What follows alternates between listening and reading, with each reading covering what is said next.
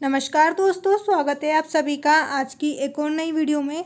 आज यहाँ पर हम कक्षा 12वीं संस्कृत का पेपर देखने वाले हैं। वीडियो को ध्यान से देखिएगा। अगर आप चैनल पर पहली बार आए हैं तो हमारे चैनल को सब्सक्राइब कर दीजिए, जिससे आने वाली सभी इम्पोर्टेंट वीडियो सबसे पहले आप ही को मिलेगी। तो चलिए शुरू करते हैं। प्री बोर्ड परीक्षा 2026 विषय संस्कृत कक्षा 12वीं का पेपर है। यहाँ पर सबसे पहले आपसे सही विकल्प प्रश्न पूछे जाएंगे। प्रश्न नंबर 1 है, दीप प्रकाशे पदस्य समास विग्रह अस्ति। दीप प्रकाश पद का जो है समास विग्रह क्या होगा? ऑप्शन है दीपम प्रकाशे, दीपस्य प्रकाश, दीपत प्रकाशे और दीपे प्रकाशे। यहाँ पर आपका सही उत्तर रहेगा दीपस्य प्रकाशः। दीप प्रकाशे का समास विग्रह होगा दीपस्य प्रकाशः। इसके बाद नंबर 2 है, पुस्तकम इतिस्मिन् पदे वचनम अस्ति। पुस्तकम में आपको वचन बताना है। कौन सा वचन है? एक वचन, द्विवचन, बहुवचन और अन्य वचन। यहाँ पर हम एक वचन पर टिक करेंगे। पुस्तकम में एक वचन है।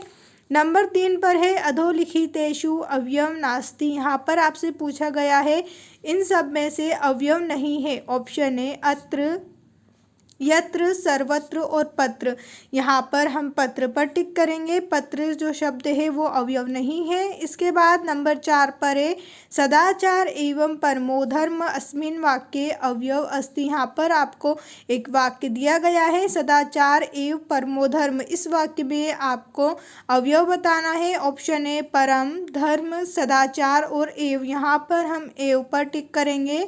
अगला प्रश्न है, गंभीर स्वरेण पदे समास अस्ति। गंभीर स्वरेण पद का आपको समास बताना है। ऑप्शन है द्विगु समास, तत्पुरुष समास, कर्मधारय समास और अवयवी भाव समास। यहाँ पर हम कर्मधारय समास पर टिक करेंगे।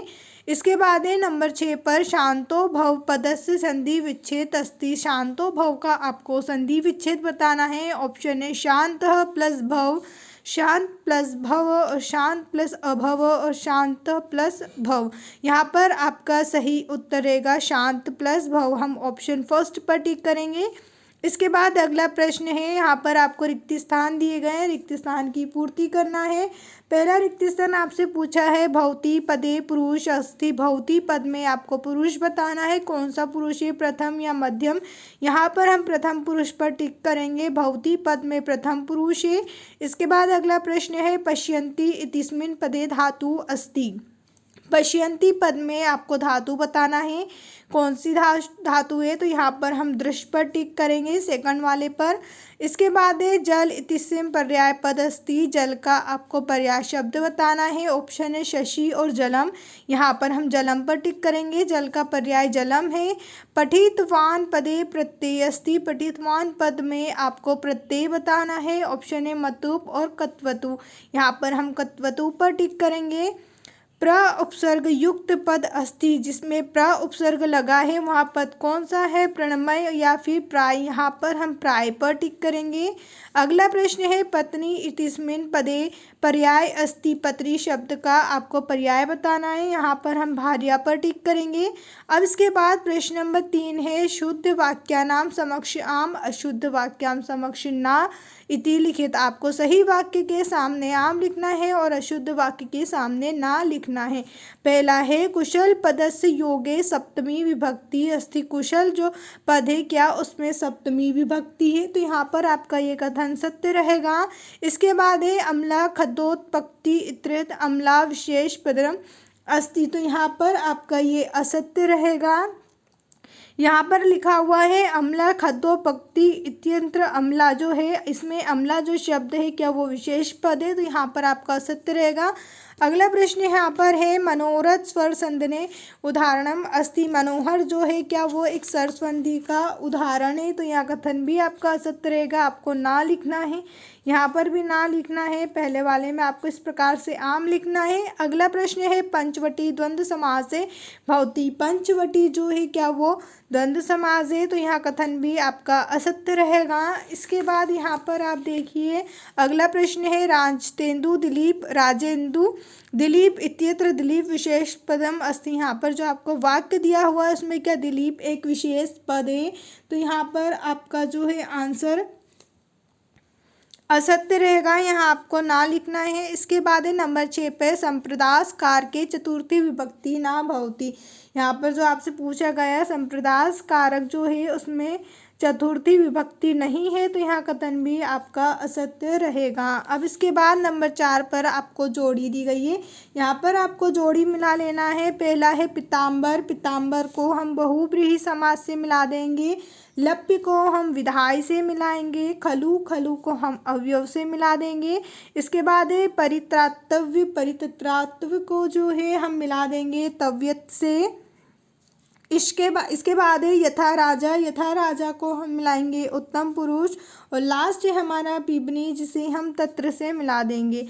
अब इसके बाद नंबर 5 पे आपको एक पदेन एक वाक्य में उत्तर पूछे हैं। यहाँ पर आपको एक शब्द या एक वाक्य में उत्तर बताने हैं, तो चलिए मैं आपको इसके उत्तर बता देती हूँ। उससे पहले अगर अभी तक आपने हमारे चैनल को सब्सक्राइब नहीं किया है तो चैनल को सब्सक्राइब कर दीजिए और इस वीडियो को लाइक करके अपने सभी दोस्तों के साथ भी शेयर कर दीजिए। यहाँ पर आपको एक वाक्य में उत्तर दिए गए हैं, आप इसका स्क्रीनशॉट ले सकते हैं या फिर अपनी कॉपी में भी लिख सकते हैं। अब इसके बाद अगला प्रश्न यहाँ पर आप देखिए, प्रश्न नंबर 6 से आपसे 2 नंबर वाले यहाँ पर प्रश्न पूछे जाएंगे। हर एक प्रश्न में आपको अथवा का प्रश्न भी दिया जाएगा। 6 से लेकर 10 तक आपसे 2 नंबर वाले प्रश्न पूछे गए हैं। इसके बाद नंबर 11 में आपसे पूछा है अधोलिखितेषु वाक्येषु द्वैवाक्यम कम कह कम प्रति कथ्यति इति लिखत। यहाँ पर आपको कम और कह प्रति लिखकर बताना है। प्रश्न नंबर 12 में आपको रेखांकित शब्द में प्रश्न निर्माण करना है। यहाँ आपको सन्यासी दिया हुआ है, इसके स्थान पर आपको प्रश्न निर्माण वाक्य बनाना है। इसी प्रकार नेक्स्ट में भी आपको यही करना है। अब अगले प्रश्न की हम बात करें तो यहाँ पर आप देखिए प्रश्न नंबर 13 में आपको एक श्लोक लिखना है। यहाँ पर आपको श्लोक दिया गया है। श्लोक आपकी पाठ्य पुस्तक का होना चाहिए और वो इस प्रश्न पत्र में नहीं होना चाहिए। इसके बाद नंबर 14 पर आपको एक नाटक रचनाकार अस्ति अस्मिन् कति अंक सन्ति। इसमें आपको एक नाटक का जो है रचना करनी है। अथवा में आपको दिया हुआ है मदलास चंपू कस्य रचना अस्ति अस्य काव्यम नायिका का नास्ति। इसके बाद प्रश्न नंबर 15 में मेघदूतम कस्य रचना कति सर्गा च। उसी के अथवा में आपको अगला प्रश्न दिया हुआ है। प्रश्न नंबर 16 में आपको रिक्त स्थान की पूर्ति दी है। प्रश्न नंबर 17 में आपको गद्यांश दिया हुआ है जिसे पढ़ना है। उसके बाद इसके नीचे जो प्रश्न दिए हुए हैं इनके आंसर आपको ऊपर गद्यांश में से बताना है।